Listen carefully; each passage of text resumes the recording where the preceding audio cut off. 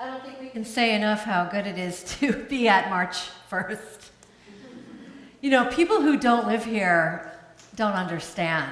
You may have gotten yourself some of these joking phone calls or messages like, hey, you guys think you get another blizzard this weekend? Or, you know, hey, have you found your car yet? Think that'll get out there before July? And I found myself having to say to some people I really love, hey, you know what? It's not funny anymore. You know, it's like we got hit by a hurricane, but in slow motion over a period of 4 weeks. It's been brutally cold. We're buried in snow. We're exhausted from shoveling. Kids have been stuck indoors. They've been out of school for so many days that our teen youth group at church isn't going to be able to attend our General Assembly probably at the end of June because they're going to still be in school, and they're heartbroken about it. People struggling with depression and anxiety are suffering extra much because of the isolation. I'm worried that our elders aren't getting their Meals on Wheels on time. God knows what kind of damage the ice dams will do to people's roofs. We don't even know yet, and the leaks that are sure to come. And when we drive around going anywhere, we have to go 10 miles an hour because the snow drifts are so bloody high, we literally cannot see around the corner at oncoming cars. Our public transit system is just getting up and running again, and Boston commuters who used to take maybe like 40 minutes getting back and forth to work are now spending 2 to 3 hours. We've spent millions of dollars on snow removal. Businesses have lost more revenue than we can possibly estimate yet. We're going to be spending our spring and summer cleaning up and repairing the damage, so it's not really that funny. And then there's this silence, you know. And I hear something like, oh, wow, it's a good thing you got to go on vacation to Mexico in the middle of all that. And I say, yes, it is, because that vacation is the only thing that's keeping me from killing you right now. And I know how to say shut up in Spanish. So, you know, we come together in love. It's a work in progress. We gather in this institution that was created and supported over centuries by winter-tired New Englanders just like you and me to be a training ground for compassion and empathy and patience, to organize kindred spirits around their most holy and high aspirations. Thank God for the church. I know I need it. Our ministry theme this month is commitment. That's a word that evokes strength, fortitude, goals. Learning how to make the right commitments and to honor them is one of the chief tasks of adult life. And we teach our children about commitment early on by coaching them through the inevitable disappointments in their lives that make them want to quit, right? Quit the team, quit piano lessons, quit going to school, quit caring about their sister and brother on those tough days. To make and keep a personal commitment is in some way to run a race with our own strengths and weaknesses. Many of the commitments that we make are goal-oriented. You say, I'm committed to losing 20 pounds by the wedding. Or I want to get out and run every day to train for the marathon. That's my commitment. I'm making a commitment to track my expenditures so I can get out of debt. Those are personal commitments that help us live our lives and order them in a way that feels good and right. But one of the deep purposes of religious life and community is to build muscle for the longer-term commitments whose benefits we may never see. And I call those commitments covenantal commitments. They come out of a sense of the spiritual contract that we make with each other and with the God of our understanding. A covenant is a spiritual contract with a horizontal dimension, among people, and a vertical dimension with the highest, again, as we understand it, with God in traditional language. A covenantal commitment is one that we make that isn't about getting to an end or reaching a goal or receiving some kind of reward or quid pro quo.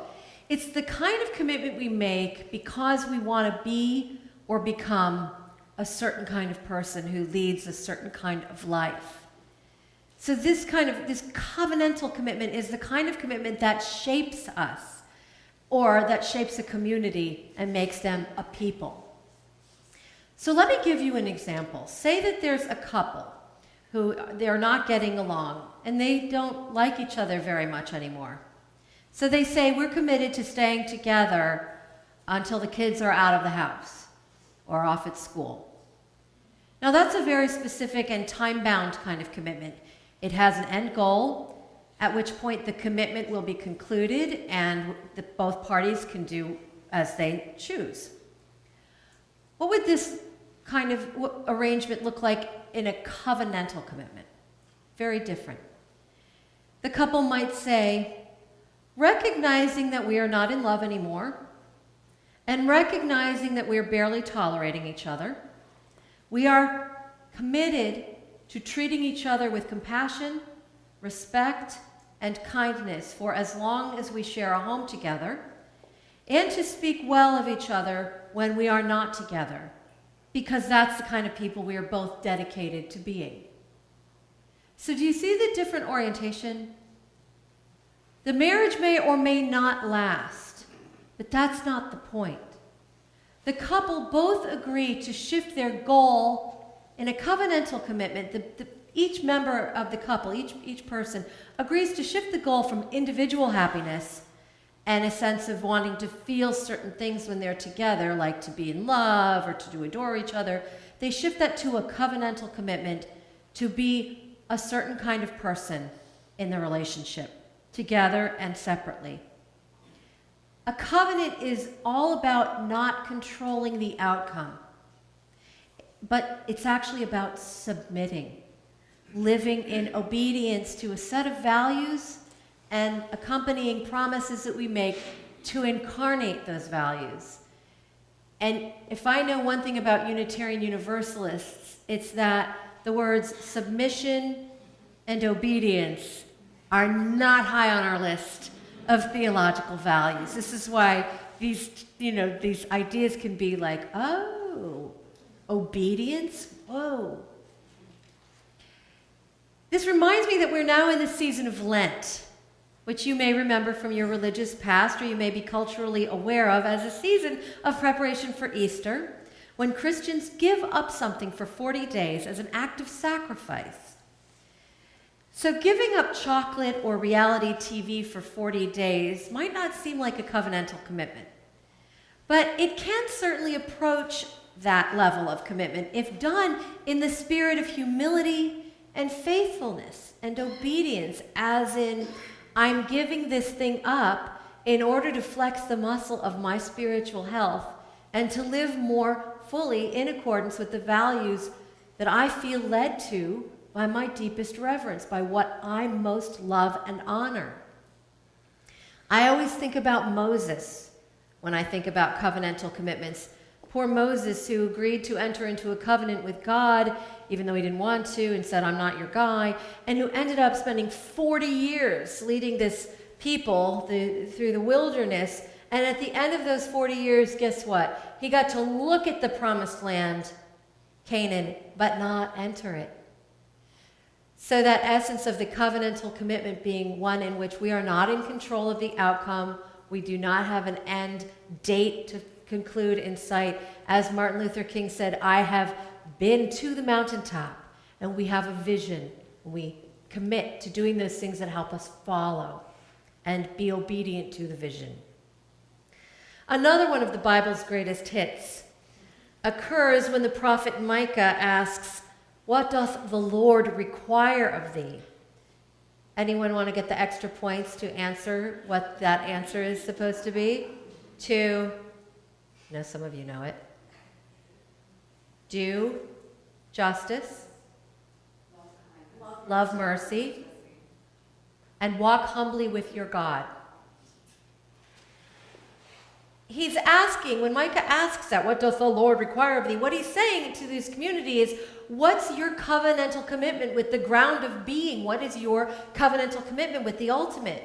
Not just what do we want to commit to get to so that we can feel better or make ourselves happier or our families happier, but what's being asked of me in this lifetime? Or if we are part of a community, and we ask ourselves, what is being asked of us in this lifetime? Much broader vision kind of commitment. I'm reading the book Sippawisset right now. It's a great book by UU naturalist Tom Traver about life on the salt marsh of Sippawisset on Cape Cod.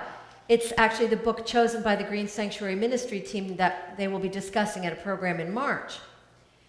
At the beginning of the book, Traver talks about how even though human beings have tons of scientific knowledge about how the world and nature work, humans are somehow not translating that knowledge into the kind of commitments we need to make in order to reverse some of the damage we've done to the earth and live more sustainably on it. He talks about how on the Cape, the eelgrass is dying and the scallop beds are disappearing and the fish decline continues, but we're arguing about property boundaries and rights of way. That's such a human thing to do, to avoid making the sustained effort it takes to achieve an actual change in systems, to avoid the covenantal commitments we need to make because they require sacrifice and obedience. The kind of commitment we need to live more responsibly on the earth as a species is going to have to be covenantal, or else nothing can happen toward meaningful and lasting change. The reverence that is central to that covenantal commitment is missing. It's missing in too many of the promises that we do make to cope with our world, whether in relationships or environmentalism or volunteering or anything that deeply matters in how we create our existence together. I know that we are all acquainted with the idea of obligation and responsibility. We tend to be very aware of that and pretty staunch about it. We have these platitudes in our heads about giving back, serving our community, or serving our term, doing our time on the PTA, or the church board, or the neighborhood association, or the military. Those are worthy commitments. But what lifts them to the level of covenantal commitments that can really change our hearts and our world is the element of love and the element of reverence within that obedience and obligation to duty, you see. Dr. Sylvia Earle is a scientist that Tim Traver quotes in his book, and she nails the essence of covenantal commitment when she suggests that saving our earthly home requires something bordering on giving self up to spiritual mystery. Giving self up to spiritual mystery. Wow. What a wonderful phrase coming from a scientist. She says we need to identify with a greater self to save ourselves. We need to embrace something bigger. She is talking, of course, about that reverence that is necessary to do the work of environmental stewardship, which Tim Traver defines as the work of sustaining the world. But of course, stewardship is a word that can apply not just to environmentalism, but to all kinds of care for institutions and our environment. And in fact, we use the word stewardship in the church a lot. Which brings me to say that we are launching our stewardship campaign this week, which you know if you are reading your newsletter or, and I hope you are, or your weekly updates that come through email. So this is the time of the year when we consider our commitments to each other and to this institution and make financial pledges to support the church. I'm not just throwing a pitch, like a little commercial in here at the end of this sermon. What I'm doing, I hope, is introducing a larger conversation that we'll be having as a congregation over the next weeks. When we live with a sense of covenant, everything gets integrated, you see. There's not spirituality and money over here. There's not the earth as this thing I use and consume as I see fit, and yet I have children that I care about whose future I want to see full of opportunity. The way we spend our money should be integrated with the values we teach our children and profess ourselves. The way we conduct our relationships should be integrated with our inner lives, and the peacefulness we seek for ourselves is the same peacefulness we should have or try to have in relationships and wish for others.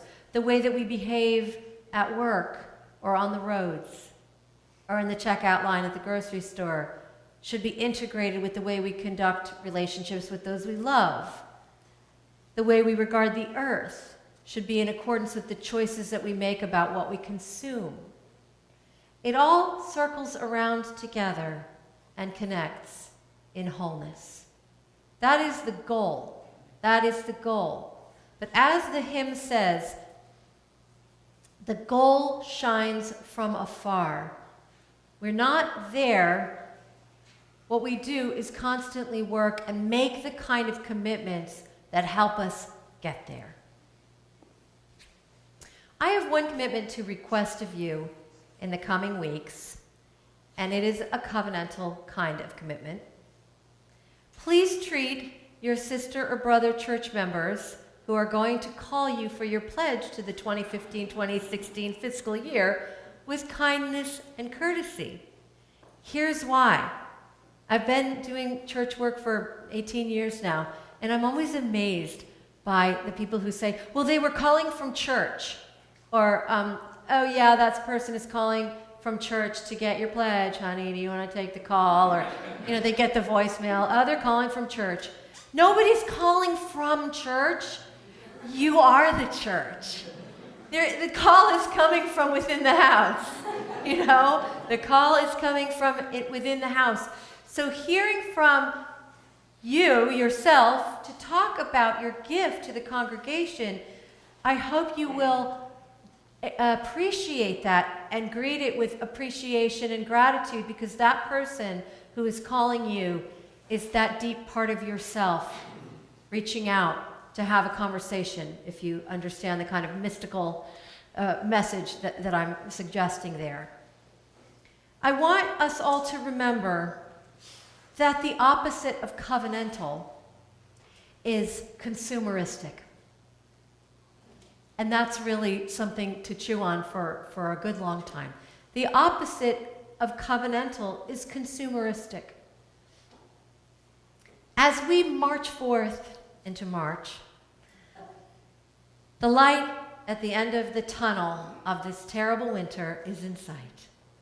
How blessed it is to behold it together. Amen.